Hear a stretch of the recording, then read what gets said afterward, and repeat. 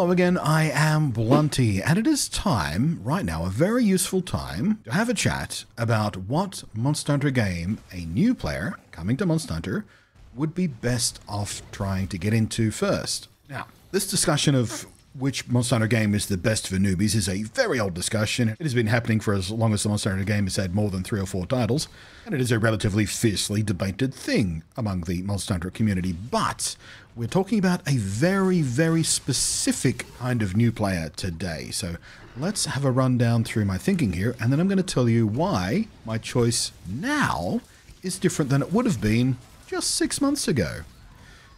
So, 3 days ago, during the Sony State of Play video stream promotional event thingy, Capcom showed off our second look at the next Monster Hunter game we're getting sometime in 2025, probably earlier rather than later in 2025. It's called Monster Hunter Wilds. First, we got a look at the reveal trailer back in December with lots of hype, but this new look came with a lot more detail and, for the first time, real gameplay for us to absorb. That was very exciting. And also many other things for content creators to spend endless hours picking apart frame by frame, pixel by pixel, doing deeper dives and whatnot, humping the hype train like some especially humpable thing. Let's not talk about what fan artists are doing with the blacksmith.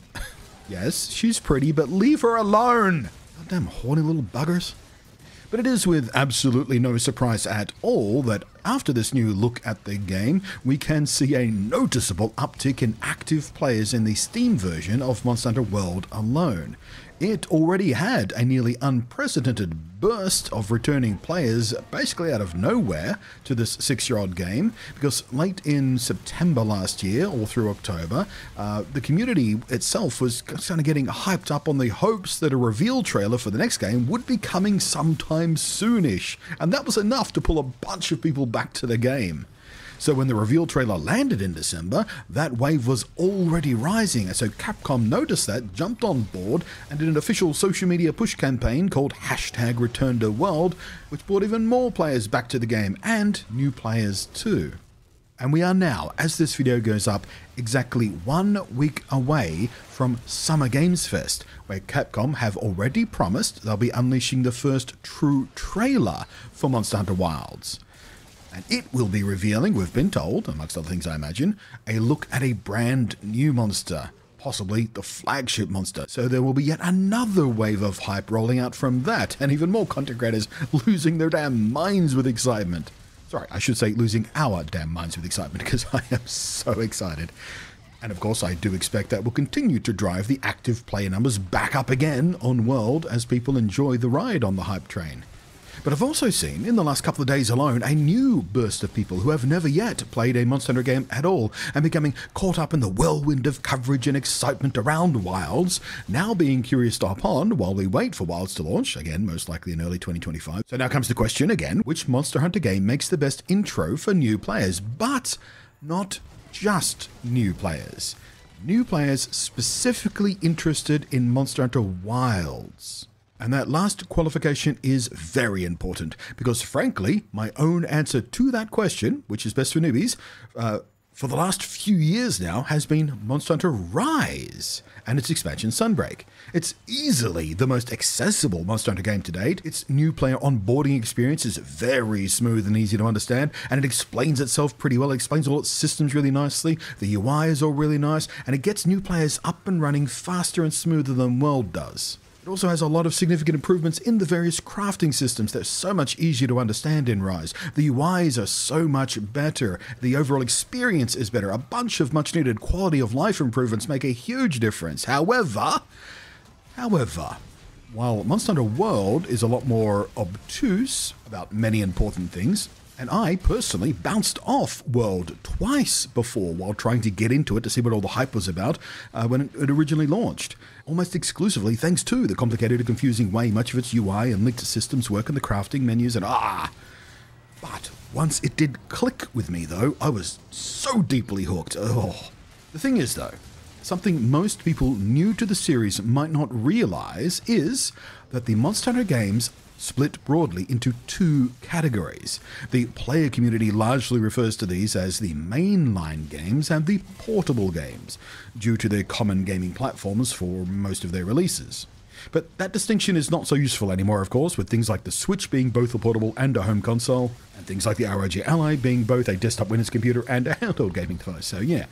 But the teams at Capcom still work in these two softly separated teams. There is crossover between the two, but the team working on Wilds is comprised largely of the same team, the same leadership especially, that made World. And the short version of the differences here is the so-called portable team, the team that did Rise and several other previous titles, have a tendency for their games to be more adventurous, brighter, faster, more goofy overall, with more extreme gimmicks. And Rise is a beautiful example of that, with a much more active and dynamic combat system. It's a lot faster. The wirebug zipline gimmick is super fun. You're zipping all the way around. You're extremely mobile, even with the slowest weapons in the game. You've got switch skills. You can change out mid-combat to change out combat stances. All kinds of things that made Rise immensely fun, like crazy fun, but also noticeably different in feel than World was.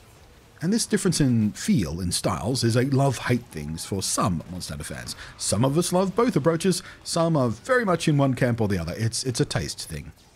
But like I said, and we'll keep reminding you, Wilds comes from the same direction as World did. And World was a lot more grounded, more muted in color, more serious. Not super serious, but more serious. More focused on creating a more believable world, a lived-in world, an alive world, thriving environments, dense environments, and interactions from the monsters with those environments.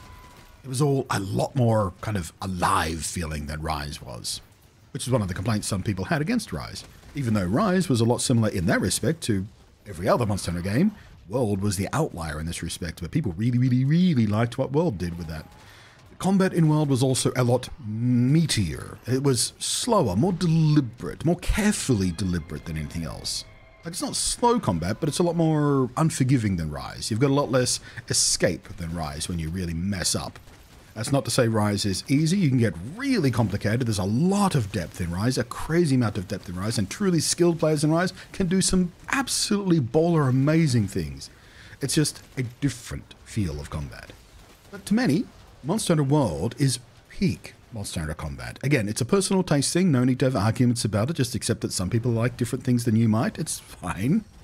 The point is, though, of course, Wilds is more than likely going to feel a lot more like World than it will Rise, even if the PlayStation State of Play gameplay preview showed us that in several ways combat will indeed most likely be noticeably more dynamic than World was.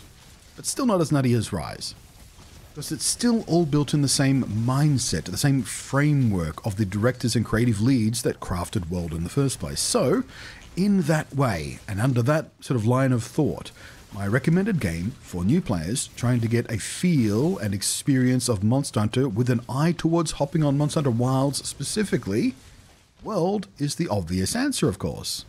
Even if Rise is, at its deepest levels, noticeably more friendly and accessible to new players trying to learn, in this specific situation, when we're looking to move to Wilds, World is going to be the choice. The good news is, even though World can be a bit hard for some new players to penetrate at first, it is the most popular Monster Hunter game that has ever been released so far.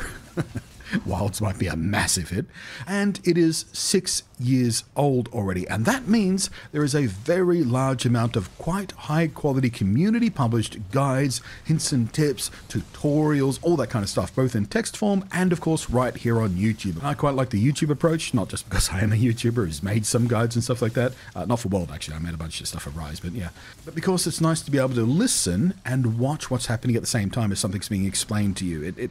I learn better that way. But maybe you don't. Maybe you're better off with a guide you can have on the second screen and just read through as you're doing. Whatever works for you, there is plenty of it out there to help you out.